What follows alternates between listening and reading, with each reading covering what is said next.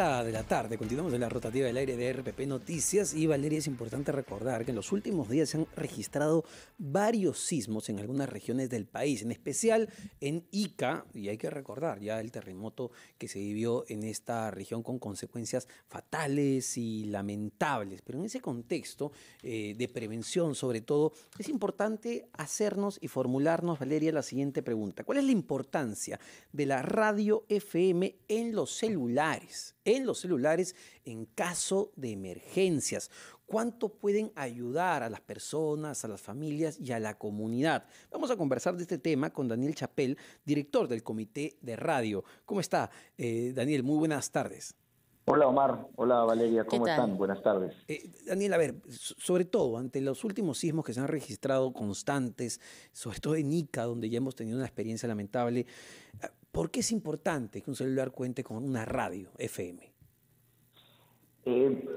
De hecho, Omar, y es la pregunta nos viene al recuerdo a todos los peruanos cada vez que hay una desgracia, porque entendemos que la radio tiene una cercanía inmediata con las personas, ¿no? Más allá del consumo de televisión que uno lo debe hacer y distrayendo sus actividades normales o cualquier otro medio que probablemente un digital en el momento de una desgracia como esta no alcanza la conectividad suficiente, la radio tiene una cercanía relativa por la manera como se difunde y la manera como se transmite a través de ondas radioeléctricas y hace pues un fiel reflejo de esto que uno dice, la radio está más cerca de la gente, ¿no? Uh-huh. Es un medio que está mucho más cerca efectivamente del momento en el que es necesario recibir información.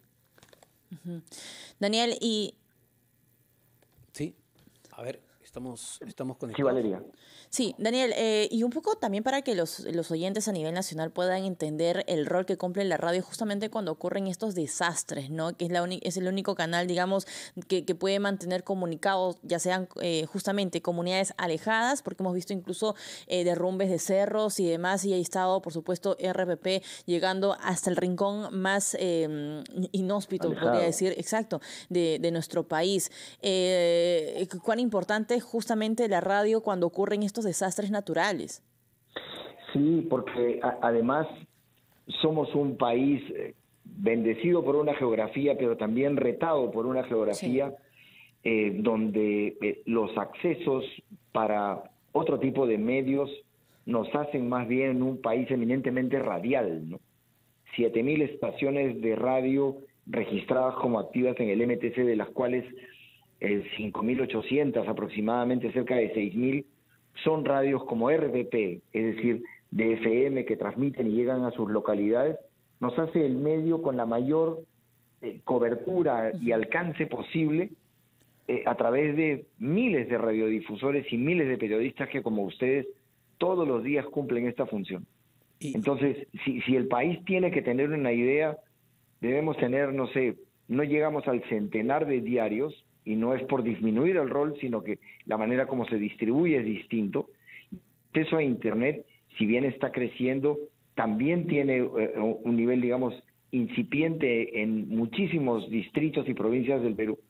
El país es un país radial, se informa localmente a través de la radio y, por supuesto, tiene un alcance con todo lo que hay que transmitir. Y en los casos de emergencia es así, ¿no? Así es. De ahí que la importancia de la radio en una FM, en los chips, digamos, de los celulares, también se resulta vital. Y ese punto es clave, Daniel. Conversábamos hace algunos meses cuando salió una normativa del Ministerio de Transportes y Comunicaciones que obligaba a todas las operadoras de servicio de telecomunicaciones que cuando vendan un celular lo vendan con la radio, porque era, y nos explicabas, muy sencillo, ya viene de fábrica con ese dispositivo para que todo celular tenga radio, y muchas veces las propias operadoras desactivan esa posibilidad. ¿En qué quedó eso? Mira, Omar, yo estaba recordando ahora cuando nuestro productor nos hacía el contacto, y la conversación la tuvimos en enero. Así es. Y celebrábamos la iniciativa del MTC en ese momento de prepublicar la norma que finalmente, digamos, obligaba a todos los involucrados en esto a traer preferentemente celulares sin ninguna condición más allá de que que técnicamente este celular en el país de origen es fabricado con la habilitación del chip, pues se trajera activado, ¿no es cierto? Eso es lo que hablábamos. Y estuvimos pues en una largada inicial, en un rush que parecía una carrera de 100 metros que iba a terminar y se está convirtiendo en una larga maratón porque la normativa no ha salido aún. Y después de las prepublicaciones y los comentarios y estas advertencias que nadie quiere ser agorero de un desastre, pero Sí. que nos indican que la necesidad, como decía Valeria, ¿no? De llegar a través de este medio a tanta cantidad de personas para advertirle de los derrumbes, desastres, mañana de un derrame químico, cualquier desastre que pudiera ser indispensable para que la población estuviera advertida, no se tiene aún. Y esperamos que de verdad el MTC esté a la altura de esa expectativa de poder tenerlo, ¿no? Es decir, Daniel, se aprobó esto y solamente lo que falta ahora es una normativa. ¿Solamente falta eso?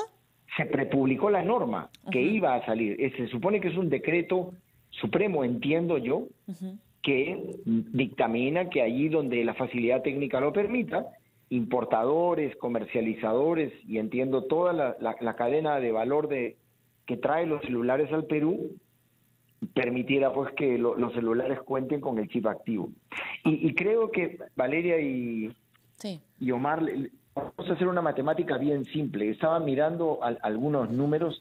El Perú tiene algo así como 43 millones de móviles de líneas activas.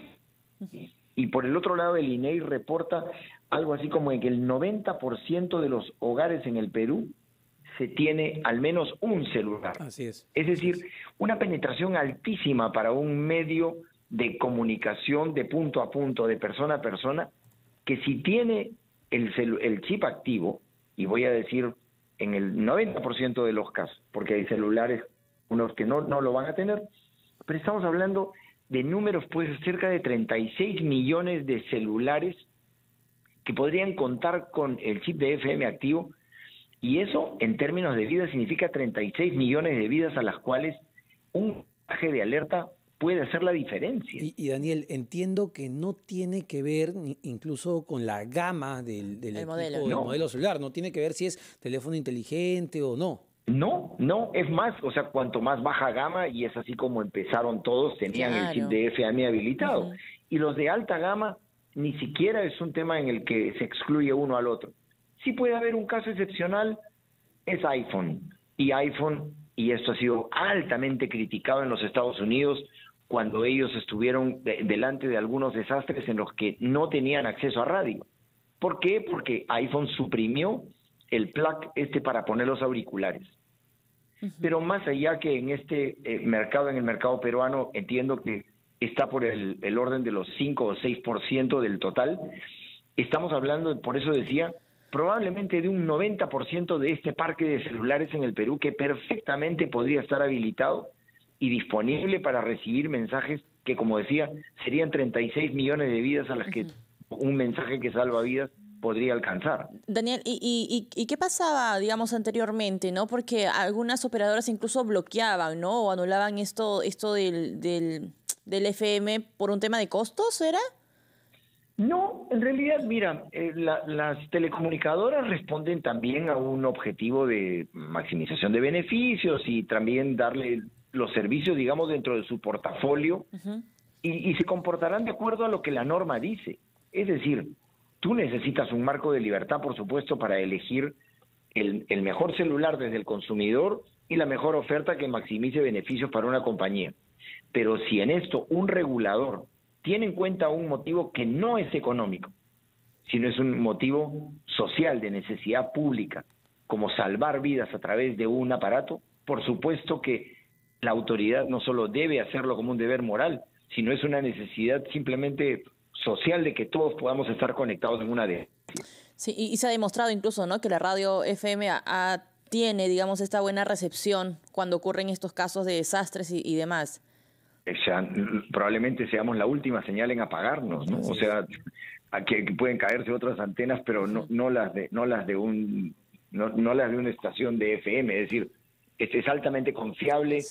Si la infraestructura japonesa está hecha en función también de antenas de radiodifusión, simplemente mirando los otros casos, y además ya países como México, como Chile, que ya tienen la normativa, nos induce a pensar de que ese es el camino correcto.